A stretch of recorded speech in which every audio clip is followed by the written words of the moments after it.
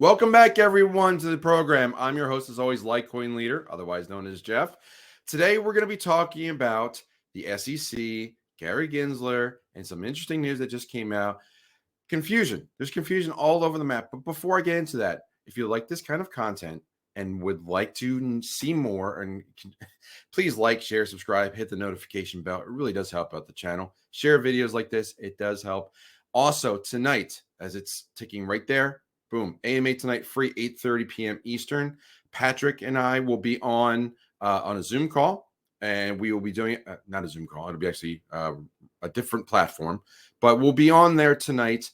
If you join the Telegram, you can get the link. It's pinned there. Just join, follow the leader. It's in the description. It's pinned, and I'm going to put it right at the top of the pinned comment too. But tonight at 8:30 p.m. Eastern, we're going to talk for about an hour about whatever you want to talk about, whatever it could be about EconomicPreppers, could be about Bitcoin, could be about the story I'm going to talk about next, BRICS, CBDCs, whatever you want to talk about, prepping in general, this brand, whatever you want to talk about, we will be on there to talk about it tonight. But let's just jump into this story now, because that's why you clicked. So let's talk about that right now. What is going on with Gary Gensler and the SEC? Well, first off, here we go again. Zero hedge. Gary Gensler links crypto with cash in a viral 2018 video. And crypto Twitter is blasting the hypocrisy. I'm not going to read everything in verbatim. I will leave the links here. Very easy to find. On the topic of ICOs, or initial coin offerings, Gary Gensler said that 3/4 of the market are not ICOs, or not what would be called securities. Again, keep in mind the frame of reference is this is 2018. Still, it's a lot of projects. So he named the U.S., Canadian, Taiwanese markets as 3 jurisdictions that follow something similar to the Howey test. 3/4 of the market is non-securities. It's just a commodity, cash, crypto, Gensler said.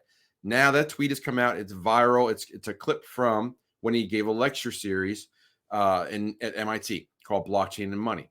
Whoops, hold on. So if you want to know more about that, I will provide these links. So here is the actual video, one of the videos. Here's the introduction to the class. If you find this introduction, if you just look up Gensler, Blockchain and Money, you'll find it, but I'll put the link in the description. This link right here is the complete course. It takes you over to here, the lecture series over at MIT. You can see all lectures except for apparently lecture 18 is not available. Not sure why, but they're all here. It's 24, well, I guess 23 lectures that are all there. I mean, I think they're all about an hour. I've watched a couple of them before. It's not bad information, but it's different perspective now than back then, because everybody is wondering about this. So follow links, follow all that if you want to watch more.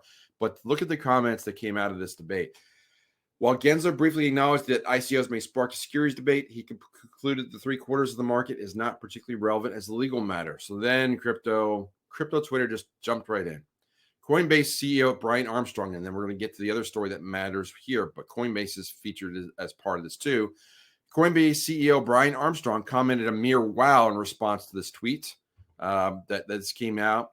And then a few other people just commented and just started tearing this apart as far as like, how can Gary Gensler make these statements and then do the things that he's doing as chairman of the SEC?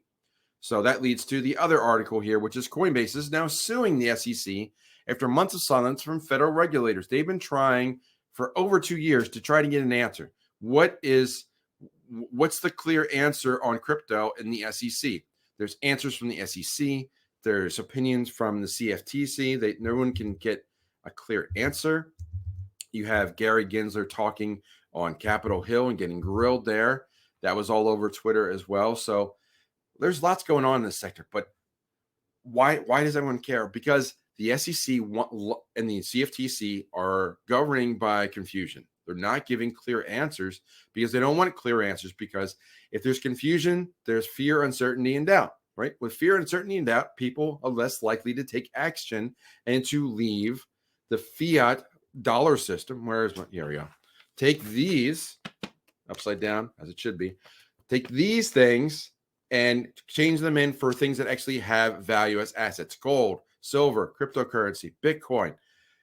But people don't want to take these. Many people still believe that this is hard-earned money, even though it's not money, it's currency. Look right here at the top, Federal Reserve note. Okay, that is That is a lending instrument. It is not money. It is currency. It is backed only by the confidence in the Federal Reserve and the confidence in the U.S. government and the military might of both.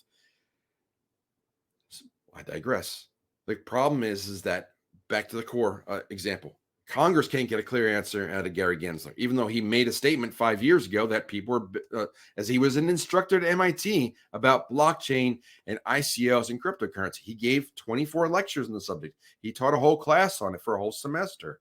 Yet now, if you press him on the same kind of question, he obfuscates. He dances around the question. He does not give you a direct answer. It's like he's been coached on what to say or what not, in particular, what not to say.